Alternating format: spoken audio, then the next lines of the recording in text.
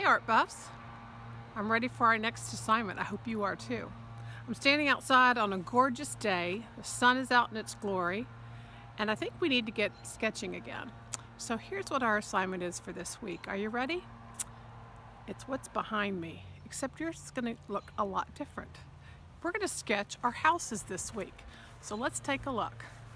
What I want you to do is go outside and stand on the street level. Take your cell phone with you and take a good picture of your house. Make sure you include the whole house in the background. So let me give you an example. Okay, so that's the image that I'm going to draw of my house. Be sure that you center yourself dead smack in the middle of your house. Alrighty? So this would be a good look for it, as opposed to drawing it on an edge or an angle. It just doesn't look the same. Okay? Not such a great picture, but being dead set in the middle is a much better look. Thing before we go in though, and that is for you to take a good look of what some of the features are that you're going to want to highlight. For example, I have my lanterns here. My door has a little piece of artwork on it.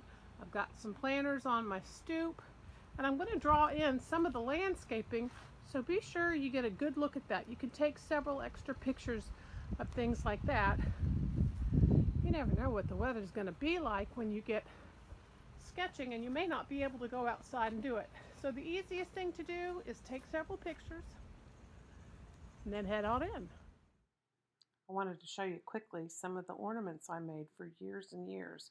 I would trace people's houses and cut them out on wood and make Christmas ornaments for them. Lots and lots of them. Here we are on the documents page, and I'm going to insert my photo, which I did not. I'm actually on my Macintosh, so I just uploaded it to the computer, and I'm going to insert it. You could have saved yours to your drive and can upload it onto your picture here. All right, I'm going to make it as large as I possibly can. Noticing here that part of mine was cut off, but that's okay because we can draw that in. Alrighty, so make it about half a page large, and we're going to do a little light box tracing just to kind of help us out, a little cheater fashion. So here, okay. Notice that I have turned my computer upside down, and my picture is upside down as well. I'm going to turn this picture around, and there you go. So in case you don't remember, you grab these little handlebars right here and spin it around so that it is in the correct position.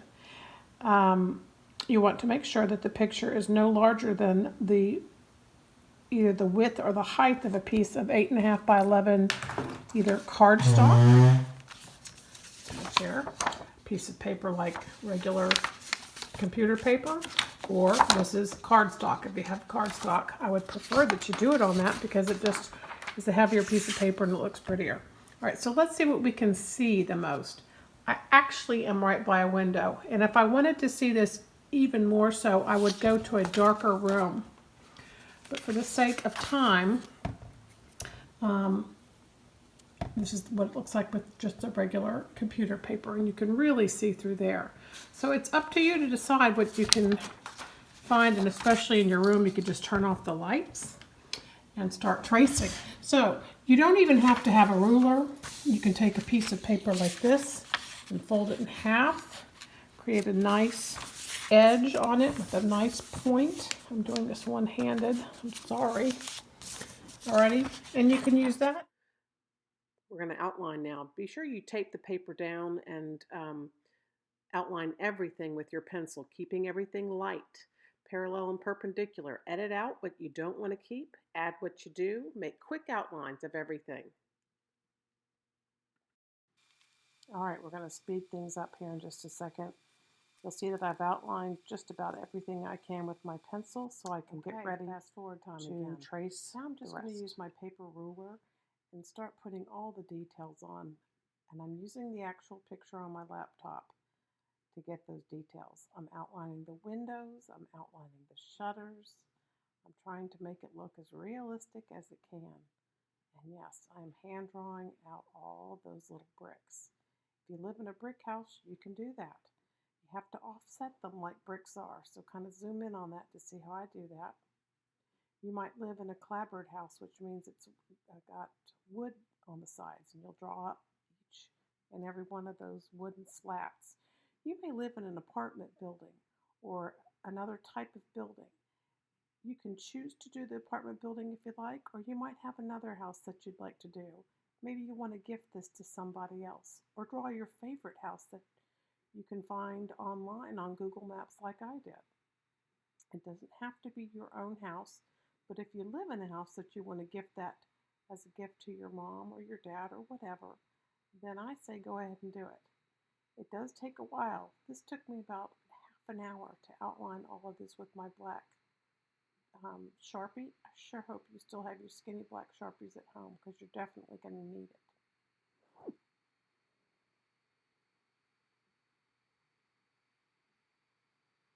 Make sure you erase all those lines after the pen has dried. So here's our finished product.